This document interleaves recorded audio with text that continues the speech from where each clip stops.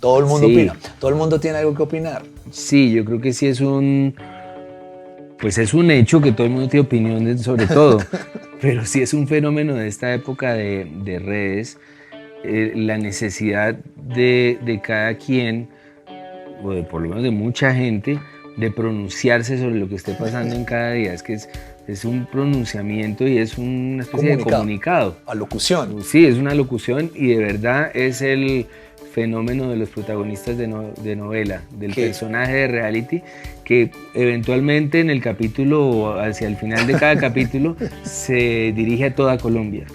Yo quiero que toda Colombia sepa que yo soy inocente, o que yo soy honesto, o que yo pienso esto de esto y esto y esto.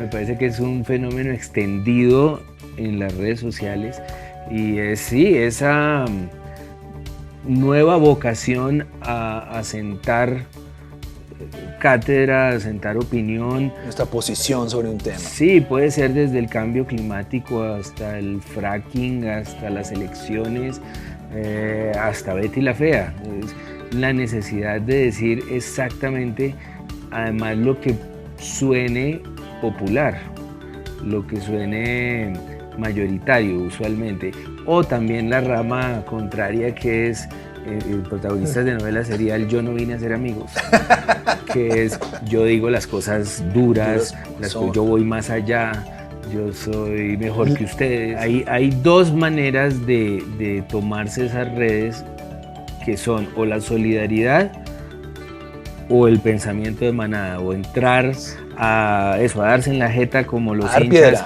de un equipo a los otros, o hay una manera que es ser solidario, y me parece que dentro de esa solidaridad están esas expresiones de la vida propia. Es decir, hay gente que le pareció bonita una imagen, le tomó la foto y la subió, y eso a mí me parece generoso.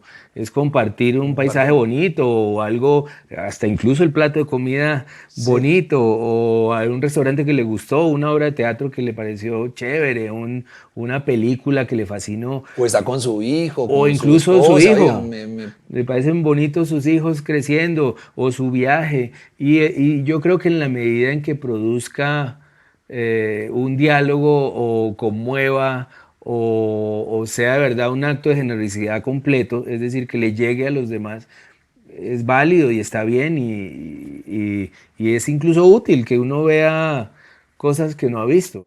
¿Cuál es la cabeza, el rol del columnista, o del escritor, del opinador, del ser humano, todos los que se mezclan ahí, para hoja en blanco, abrir y arrancar a convertir esos pensamientos y eso que está viendo en palabras, en tantos caracteres?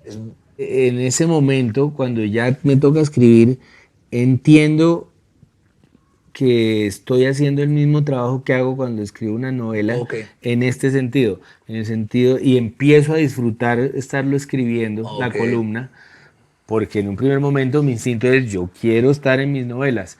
Pero cuando ya empiezo a escribir la columna, veo que le encuentro placer justamente a ese hecho de conseguir frases que sean exactamente lo que yo pienso, como lo pienso,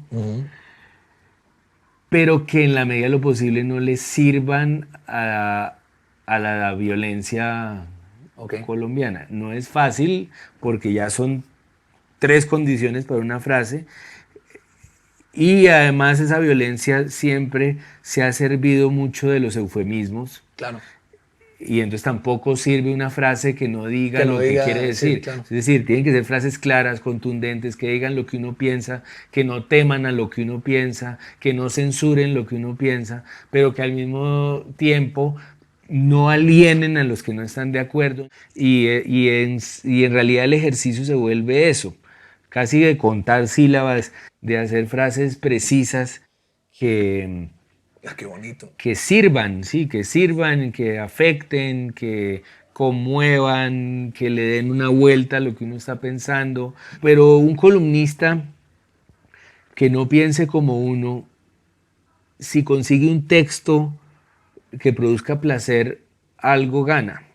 Lo que es complicado es cuando uno lee a alguien que piensa todo lo contrario a uno, en un texto mal hecho. Mal hecho. Uno dice: este tipo no se esforzó ni siquiera, ni encontró maneras nuevas de decir eso. Y fue No bajo. no fue delicado. Fue rastrero, no hizo ese trabajo. Ahí sí es que me parece muy chocante. Okay. Yo no digo que lo que yo haga no le choque a un montón de gente, es muy probable y hay un punto en que yo no puedo censurarme para... Pues tienes que abandonarlo. Sería otro trabajo. Claro. Si me va a preocupar que alguien me deteste o que le choque lo Pues que no yo pienso, publique. no lo debo hacer. ¿Cómo comienza entonces esa construcción de esa reflexión que finalmente va a ser publicada el viernes? Yo en todo caso sé que tengo unos espacios que es una responsabilidad en la medida en que muy poca gente lo tiene. Claro. Entonces, sé que lo que se espera de una columna de opinión, o por lo menos ya en mi caso, es una reflexión sobre lo que esté pasando en la semana. Ah, ok, perfecto. Entonces, sí hay un criterio extra que es la coyuntura, es La decir, actualidad. la actualidad. Yo sí pienso que es mi responsabilidad responder a lo que esté pasando esa semana. Pero digamos, yo estoy suficientemente atento para ver cuál es el tema de la semana. Cuando ya lo tengo, realmente lo que más necesito sobre el tema es la primera frase de la columna. O sea, pero ya tienes varias frases, Tengo has posibles anotado. frases, a veces la anoto en el celular o en un papel, o me mando un mail a mí mismo con la frase. Sí. Hola Ricardo, tengo Sí, esas Ricardo, frases. ¿cómo estás? Me digo cosas muy lindas, obviamente. Estimado. Sí, me trato de usted, por supuesto, nunca me tutearía. Y saludos. Sí, no me mando abrazos ni nada de eso. Pero sí empiezo a notar posibilidades, frases, y si logro ese miércoles temprano dar con una primera frase, sé que va a ser más fácil. Y muchas veces, porque esa primera frase me dice cómo lo voy a decir, y muchas veces ese cómo le revela a uno incluso mejor qué es lo que piensa. Destraba lo que uno... El cómo lo dijo. El cómo lo dice destraba lo que uno piensa. Y dice, es que yo le veo un lado cómico a esto, o le veo un lado trágico, o lo veo como un problema dramático, más narrativo o más filosófico. Destraba todas las dudas que se tienen y hace fluir la columna. Muchas veces uno tiene un buen párrafo y ahí se quedó. Un primer párrafo. Y Sí, creo que la tenías ya lista y resulta que no avanzó. No era... Se quedó. Pero usualmente cuando empiezo, ya sé más o menos en dónde voy a terminar. ¿El cierre es igual de importante a la primera frase? Sí, la última frase incluso puede llegar a ser la más importante.